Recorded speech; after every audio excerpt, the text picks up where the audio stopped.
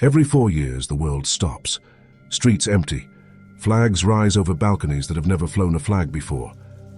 And for 90 minutes, hundreds of millions of people feel completely and without irony that the outcome of a football match matters more than almost anything else in their lives. And somewhere in the middle of all that noise, two names keep surfacing even now, even after all these years: Cristiano Ronaldo, Lionel Messi. Two men who never directly competed against each other in a World Cup final, and yet who have spent nearly 2 decades locked in something far stranger than a rivalry, something closer to a mirror. Edgar Cayce, the sleeping prophet, the man who gave over 14,000 documented readings on healing, the soul and the nature of reality, never once spoke about a football match. He had no framework for La Liga or the Ballon d'Or, but he spoke again and again about something underneath all human competition. He spoke about the ego. He spoke about comparison. He spoke about what happens to a soul when it forgets, even for a moment, why it came here. And if you apply that lens carefully, honestly, to what happens on a football pitch, something remarkable starts to emerge.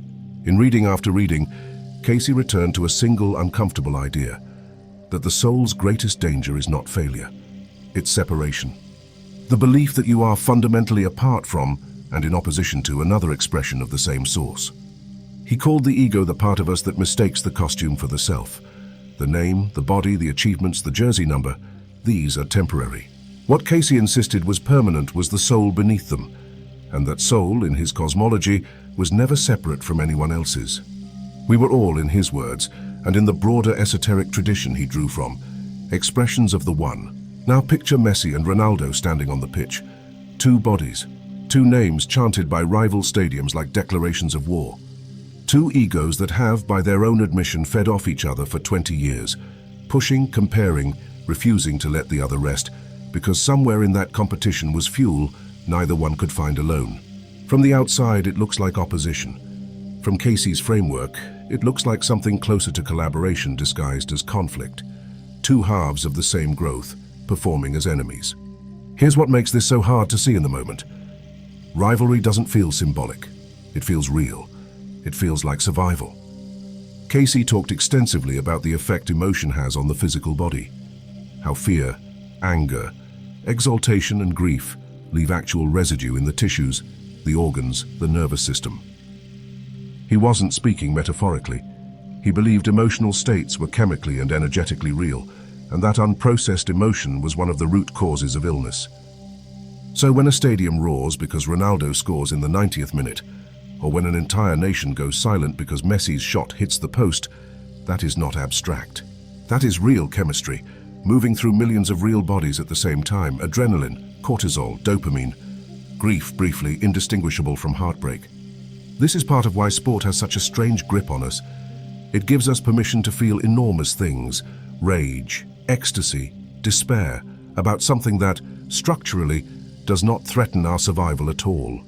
Nobody's home is at risk because Portugal lost on penalties, and yet the body reacts as if it were. Cayce would likely say, that intensity is not the problem. The problem is what we do with it afterward. Do we let it pass through us and teach us something about our own attachment? Or do we let it calcify into identity, into the belief that we are Messi's fans, or we are Ronaldo's, as if our own worth rises and falls with a man we have never met?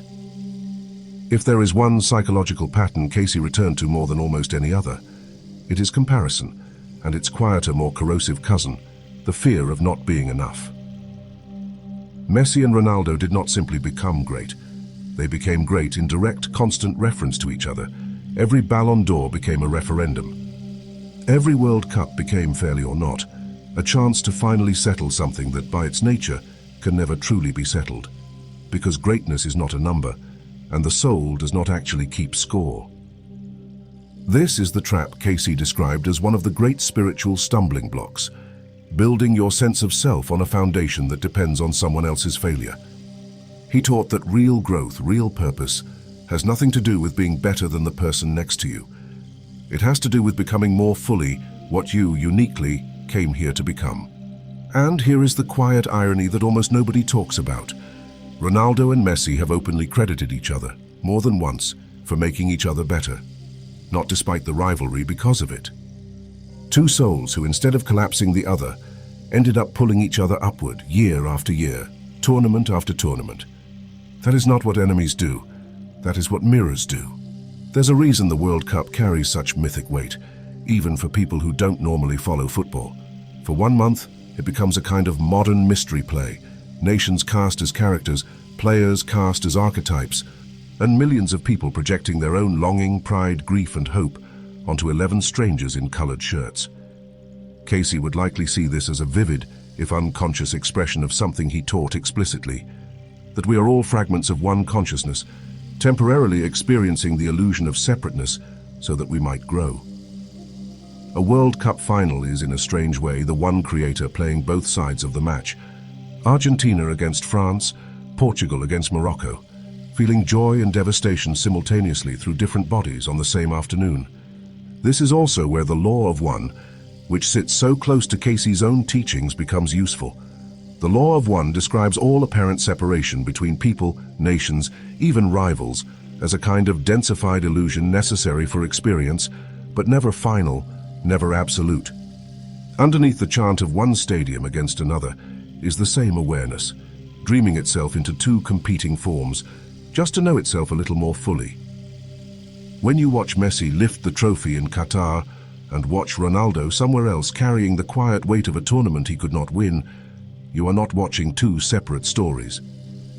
You are watching one story, experienced from two positions at once, triumph and longing, born from the same source, simply standing in different shoes.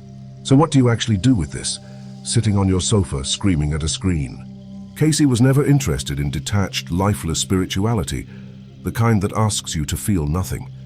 He believed passion, even fierce competitive passion, could be a vehicle for growth if you stayed conscious inside it.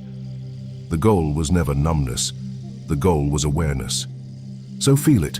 Feel the joy when your team scores. Feel the ache when they lose.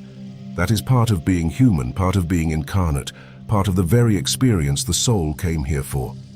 But notice too the moment your love for a player curdles into hatred for his rival. Notice the moment I admire Messi becomes Ronaldo fans are idiots. That shift from passion to contempt is the ego doing what it always does, turning a mirror into an enemy so it doesn't have to look at itself. Messi and Ronaldo, in the end, may be the most visible proof of Cayce's own teaching, hiding in plain sight inside the world's biggest sport. Two competitors who spent 20 years pushing each other toward greatness, neither could have reached alone, proof that even our fiercest rivalries can be underneath the surface, a strange and beautiful form of love. The World Cup will end. The trophy will be lifted. One man's name will be chanted and another's will go quiet for a while. But if Cayce's deeper teaching holds true, there was never really a winner and a loser at all, only the one, experiencing itself twice, through two extraordinary men just to feel what greatness costs.